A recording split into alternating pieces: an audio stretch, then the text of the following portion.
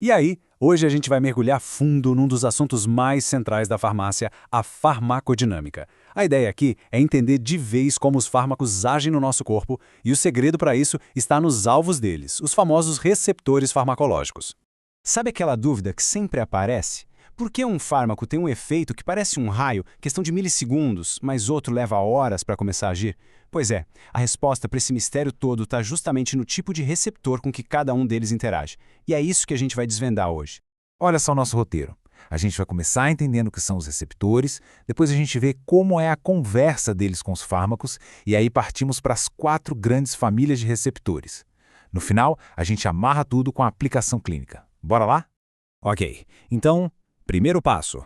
Para a gente poder classificar qualquer coisa, a gente precisa primeiro definir, né? O que, afinal de contas, é um receptor farmacológico. A analogia clássica e que funciona super bem é a da chave fechadura. Pensa assim, os receptores são as fechaduras que ficam nas nossas células, e os fármacos são as chaves. Quando a chave certa encontra a fechadura certa e se encaixa, pá! Ela dispara uma resposta na célula. E um detalhe que é super importante. Esses receptores não estão lá esperando por um fármaco. Eles já existem no nosso corpo cumprindo funções normais. O fármaco, na verdade, só pega carona nesse sistema e modula o que já acontece. Beleza. Já sabemos o que são os receptores. Agora a gente precisa entender como é que eles conversam com os fármacos. É quase como aprender um novo idioma, com alguns termos-chave. É bem simples, na verdade. A afinidade é tipo a química que rola entre o fármaco e o receptor, a força com que eles se atraem. Já a eficácia é a capacidade do fármaco, depois que ele se liga, de realmente girar a chave e ativar o receptor. E por último, a especificidade, que é o quão exigente o fármaco é, se ligando só no receptor-alvo e não em outros parecidos. E aqui está a grande diferença. O agonista, esse tem afinidade e eficácia, ou seja, ele se liga no receptor e, bom, ativa ele. É o que a morfina faz nos receptores opioides para tirar a dor. Agora, o antagonista é diferente. Ele tem afinidade, então ele se liga lá bonitinho, mas a eficácia dele é 0. Ele entra na fechadura, mas não vira a chave. Ele fica lá, ocupando o espaço e bloqueando a ação. É exatamente o que a naloxona faz para reverter uma overdose. Ela bloqueia o receptor.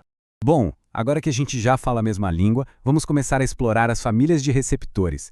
E a primeira é a dos velocistas, os canais iônicos. E quando eu digo velocistas, é porque eles são rápidos mesmo.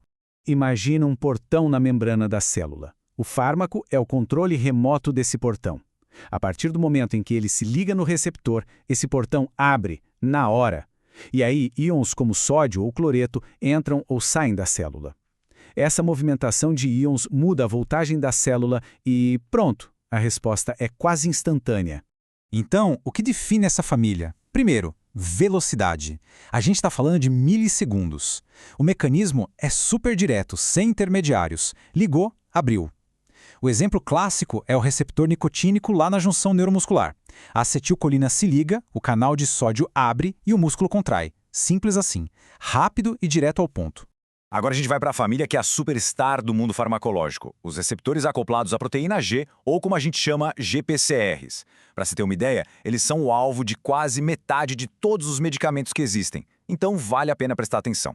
Se a família anterior era do portão direto, essa aqui é a do gerente de projeto. O receptor não faz o trabalho final sozinho. Ele recebe a mensagem do fármaco lá fora da célula e aí ele delega a tarefa para um parceiro dentro da célula, a tal da proteína G. E olha que interessante. Todos eles, sem exceção, têm a mesma estrutura básica. Eles são uma proteína que atravessa a membrana da célula 7 vezes. Imagina uma linha serpentinando para dentro e para fora da célula 7 vezes. Essa é a marca registrada, a assinatura molecular de todo e qualquer GPCR. E essa imagem aqui ajuda a gente a ter uma noção da escala do que estamos falando. Isso é tipo uma árvore genealógica dos GPCRs. Mostra a diversidade absurda dessa família. Tem receptor para hormônio, para neurotransmissor, até os receptores do nosso olfato e paladar são GPCRs. É por isso que eles são alvos tão incríveis para a farmacologia. Ok, em termos de velocidade, aqui a gente já cai para a casa dos segundos. O mecanismo tem um passo a mais. O fármaco ativa o receptor ativa a proteína G e a proteína G vai produzir o que a gente chama de segundos mensageiros. São eles que vão espalhar o sinal dentro da célula. O exemplo perfeito? Os receptores adrenérgicos, onde a adrenalina se liga para acelerar nosso coração. Beleza, passamos pelos mais rápidos e pelos mais comuns. Agora vamos juntar as duas últimas famílias, que são um pouco mais especializadas e, o mais importante, bem mais lentas. A terceira família é a dos receptores com atividade enzimática. O nome já dá a dica. Aqui, o próprio receptor é uma enzima ou está diretamente ligado a uma. Quando o fármaco se liga na parte de fora da célula, ele liga a parte enzimática que fica para dentro, e isso dá o pontapé inicial para uma cascata de reações. Aqui a velocidade já despenca. A gente está falando de minutos a horas. O mecanismo principal é a fosforilação, que funciona como um interruptor, adicionando fosfato em outras proteínas para ligá-las ou desligá-las. O exemplo clássico de todos é o receptor de insulina, que é fundamental para controlar como as células usam a glicose.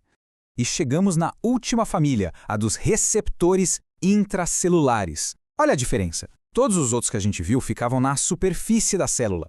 Esses não. Eles ficam lá dentro, no citoplasma ou até mesmo no núcleo.